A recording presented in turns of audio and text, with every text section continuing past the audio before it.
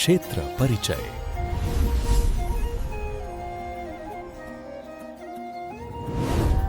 ನಮಸ್ತೆ ವೀಕ್ಷಕರೇ, ನಿತ್ಯ ಧ್ವನಿಯ ಮತ್ತೊಂದು ವಿಶೇಷವಾದಂತಹ ವಿಡಿಯೋಗೆ ಸ್ವಾಗತ ಸುಸ್ವಾಗತ.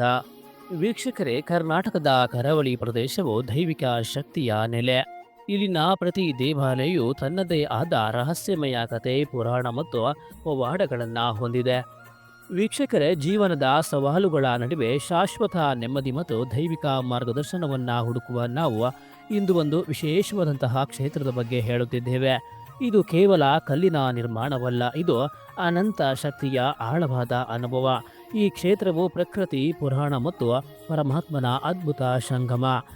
ವೀಕ್ಷಕರೇ, ಇಂದು ನಾವು ಉಡುಪಿ ಜಿಲ್ಲೆಯ ಆದಿದೈವಿಕ ತಾಣವಾದ ಮಹತೋಬಾರ ಶ್ರೀ ಅನಂತ ಪದ್ಮನಾಭ ದೇವಸ್ಥಾನ ಪೆರಡೂರು ಕುರಿತು ಒಂದು ವಿಶೇಷವಾದಂತಹ ವಿಡಿಯೋವನ್ನು ಮಾಡಿದ್ದೇವೆ. ವೀಕ್ಷಕರೇ, ಈ ಒಂದು ಪುಣ್ಯಭೂಮಿಯಲ್ಲಿ ಅನಂತ ಪದ್ಮನಾಭ ನೆಲೆಸಿದ್ದಾದರೂ ಹೇಗೆ, ಹಾಗೆ ಈ ಒಂದು ಪುಣ್ಯಭೂಮಿಯ ದಿವ್ಯ ರಹಸ್ಯಗಳು, ಪವಾಡಗಳು ಮತ್ತು ಅನನ್ಯ ಹರಕೆಗಳ ಕುರಿತು ಇಂದಿನ ವಿಡಿಯೋದಲ್ಲಿ ನೋಡೋಣ.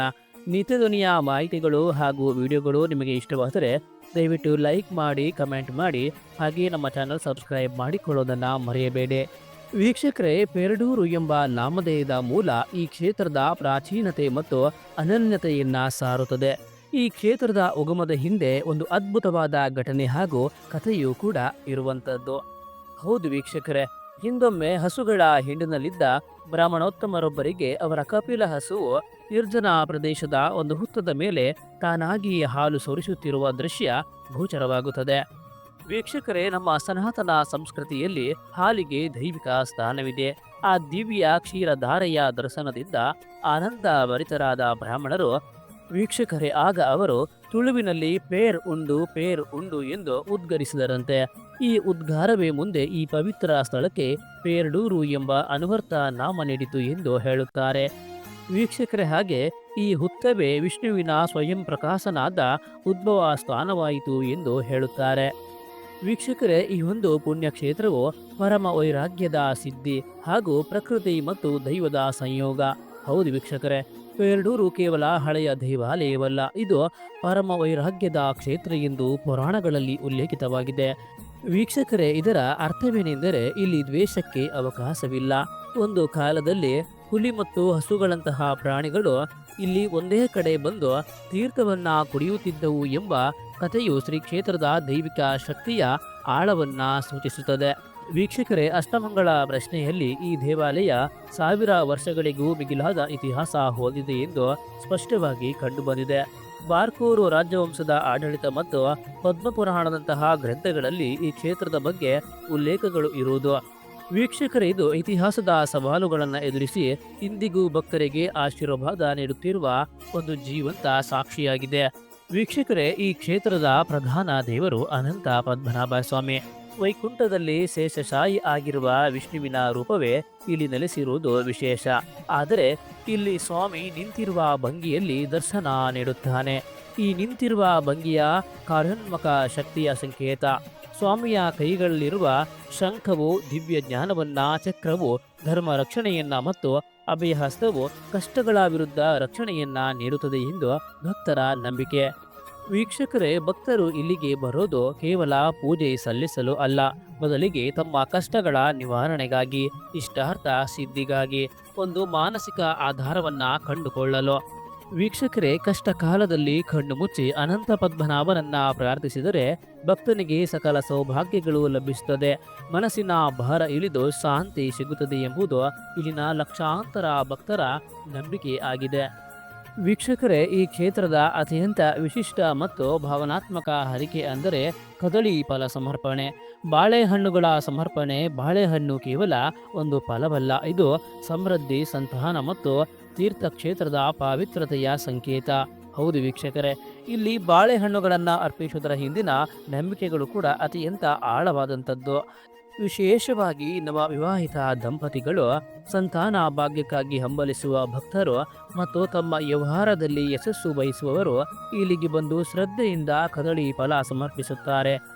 ಈ ಹರಕೆಯನ್ನ ನೆರವೇರಿಸಿದ ಸಾವಿರಾರು ಕುಟುಂಬಗಳು ಸುಖಮಯ ದಾಂಪತ್ಯವನ್ನ ಸಂತಾನ ಭಾಗ್ಯವನ್ನ ಪಡೆದಿರುವುದು ಈ ಕ್ಷೇತ್ರದ ದೈವಿಕ ಶಕ್ತಿಗೆ ಸಾಕ್ಷಿ ಆಗಿದೆ. ದೇವರಿಗೆ ಅತಿ ಪ್ರಿಯವಾದ ಬಾಳೆಹಣ್ಣನ್ನ ಸಮರ್ಪಿಸಿದಾಗ ಭಕ್ತರ ಪ್ರಾರ್ಥನೆಗಳು ತಕ್ಷಣ ದೇವರನ್ನ ತಲುಪುತ್ತದೆ ಎಂಬ ನಂಬಿಕೆಯೂ ಕೂಡ ಅಷ್ಟೇ ಬಲವಾಗಿ ಇಲ್ಲಿನ ಭಕ್ತರಲ್ಲಿ ಇರುವಂತಹದ್ದು. ವೀಕ್ಷಕರೇ, ದೇವಾಲಯದ ವಾಸ್ತುಶಿಲ್ಪವು ಕರಾವಳಿ ಮತ್ತು ಕೇರಳ ಶೈಲಿಗಳ ಮಿಶ್ರಣದಿಂದ ಇರುವಂಥದ್ದು. ಇದರ ಪ್ರಕಾರ ಮತ್ತು ಕಲ್ಲಿನ ರಚನೆಗಳ ಸಮಯದ ಪರೀಕ್ಷೆಯನ್ನ ಗೆದ್ದಿವೆ. ಮುಖ್ಯ ದೇವಾಲಯದ ಆವರಣದಲ್ಲಿ ಇರುವ ಪರಿವಾರ ದೇವರುಗಳು ಕೂಡ ಅಷ್ಟೇ ಮಹತ್ವಪೂರ್ಣರು. ವೀಕ್ಷಕರೇ, ಈಗ ದೇವಾಲಯದಲ್ಲಿ ಜೀರ್ಣೋದ್ಧಾರ ಕಾರ್ಯವೂ ಕೂಡ ನಡೆಯುತ್ತಿರುವಂತಹದ್ದು. ವೀಕ್ಷಕರೇ, ದೇವಾಲಯದ ಪ್ರಾರಂಗಣದ ಒಳಗೆ ಇರುವಂತಹ ದೇವರುಗಳನ್ನ ನೋಡೋದಾದ್ರೆ ಇಲ್ಲಿನ ಮಣ್ಣಿನ ಗಣಪತಿಯ ವಿಗ್ರಹವು ಮಣ್ಣಿನಿಂದ ಮಾಡಲ್ಪಟ್ಟಿದೆ ಎಂಬ ನಂಬಿಕೆ ಇರುವಂತದ್ದು.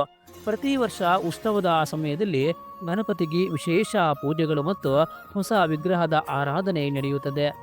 ಸಕಲ ವಿಘ್ನಗಳನ್ನ ನಿವಾರಿಸುವ ಈ ಗಣೇಶನ ಸನ್ನಿಧಿ ಇಲ್ಲಿ ಪ್ರಮುಖವಾಗಿ ಇರುವಂತಹದ್ದು. ವೀಕ್ಷಕರೇ, ಶ್ರೀ ಕ್ಷೇತ್ರದ ಆವರಣದಲ್ಲಿ ಇರುವಂತಹ ಇನ್ನೊಂದು ದೇವಾಲಯವನ್ನ ನಾವು ನೋಡೋದಾದ್ರೆ ಶ್ರೀ ದುರ್ಗಾ ಪರಮೇಶ್ವರಿ ಸನ್ನಿಧಿ.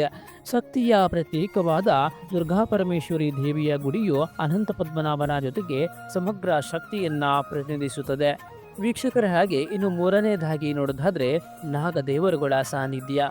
ಇಲ್ಲಿನ ನಾಗಬನ ಮತ್ತು ನಾಗದೇವರುಗಳ ಸನ್ನಿಧಿಗಳು ದೋಷ ನಿವಾರಣೆ ಮತ್ತು ಪ್ರಕೃತಿ ಆರಾಧನೆಗೆ ಸಾಕ್ಷಿ ಆಗಿವೆ. ಈ ಎಲ್ಲ ಪರಿವಾರ ದೇವರುಗಳ ದರ್ಶನವು ಶ್ರೀ ಅನಂತ ಪದ್ಮನಾಭನ ದರ್ಶನವನ್ನ ಪೂರ್ಣಗೊಳಿಸುತ್ತದೆ. ವೀಕ್ಷಕರೇ, ಈ ಕ್ಷೇತ್ರದ ಪ್ರಮುಖ ಉತ್ಸವಗಳು ಮತ್ತು ಸೇವಾ ಮಹತ್ವವನ್ನ ನೋಡೋದಾದ್ರೆ ಪೇರಡೂರಿನಲ್ಲಿ ವಾರ್ಷಿಕ ಜಾತ್ರೆ, ನವರಾತ್ರಿ ಮತ್ತು ದೀಪಾವಳಿ ಉತ್ಸವಗಳು ಅತ್ಯಂತ ವೈಭವದಿಂದ ನಡೆಯುತ್ತದೆ.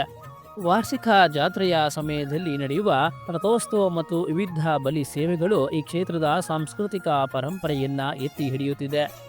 ವೀಕ್ಷಕರೇ, ಆದರೆ ಇಲ್ಲಿನ ಮತ್ತೊಂದು ವಿಶೇಷ ಸೇವೆ ಎಂದರೆ ತುಳಸಿ ಅರ್ಚನೆ. ವಿಷ್ಣುವಿಗೆ ಪ್ರಿಯವಾದ ತುಳಸಿ ಎಲೆಗಳನ್ನ ಶ್ರದ್ಧೆಯಿಂದ ಅರ್ಪಿಸಿದರೆ ಎಲ್ಲ ದುಃಖಗಳು ದೂರವಾಗಿ ಐಶ್ವರ್ಯ ಮತ್ತು ಶಾಂತಿ ಸಿಗುತ್ತದೆ ಎಂಬುದು ಭಕ್ತರ ನಂಬಿಕೆ. ವೀಕ್ಷಕರೇ, ನಂಬಿಕೆ ಮತ್ತು ಇತಿಹಾಸದ ಸಮ್ಮಿಲನವಾಗಿರುವ ಈ ಪುಣ್ಯಕ್ಷೇತ್ರವು ಕೇವಲ ಹಿಂದಿನ ವೈಭವದ ಕುರುವಲ್ಲ, ಇದು ಇಂದಿಗೂ ಸಕ್ರಿಯವಾಗಿ ಭಕ್ತರ ಕಷ್ಟಗಳನ್ನ ನಿವಾರಿಸುವ ಶಕ್ತಿಯ ಕೇಂದ್ರವಾಗಿದೆ. ವೀಕ್ಷಕರೇ, ನಿಮ್ಮ ಜೀವನದಲ್ಲಿ ಯಾವುದೇ ಕಷ್ಟ, ಸಂಕಷ್ಟ ಅಥವಾ ಇಷ್ಟಾರ್ಥ ಸಿದ್ಧಿಗಾಗಿ ಅನಂತ ಪದ್ಮನಾಭ ಸ್ವಾಮಿಯ ದರ್ಶನ ಮಾಡಿ ಒಂದು ಕದಳಿ ಫಲವನ್ನ ಅರ್ಪಿಸಿ. ಈ ಕ್ಷೇತ್ರದ ದಿವ್ಯ ಚೈತನ್ಯವು ಖಂಡಿತ ನಿಮ್ಮ ಬದುಕನ್ನ ಬೆಳಕಾಗಿಸುತ್ತದೆ. ವೀಕ್ಷಕರೇ, ಈ ದಿವ್ಯ ಅನುಭವ ನಿಮಗೆ ಇಷ್ಟವಾಗಿದ್ದರೆ ದಯವಿಟ್ಟು ವಿಡಿಯೋವನ್ನ ಲೈಕ್ ಮಾಡಿ ಹಂಚಿಕೊಳ್ಳಿ. ನಮ್ಮ ನೀತಿಧ್ವನಿ ಚಾನಲ್ಗೆ ಸಬ್ಸ್ಕ್ರೈಬ್ ಆಗೋದನ್ನ ಮರೆಯಬೇಡಿ, ಹಾಗೆ ಕಮೆಂಟ್ ಮಾಡಿ. ವೀಕ್ಷಕರೇ, ನಿಮ್ಮ ಜೀವನದಲ್ಲಿ ಅನಂತ ಪದ್ಮನಾಭ ಸ್ವಾಮಿ ಅನಂತವಾದ ಸೌಭಾಗ್ಯವನ್ನ ಕರುಣಿಸಲಿ. ಓಂ ನಮೋ ನಾರಾಯಣಾಯ ನಮಃ.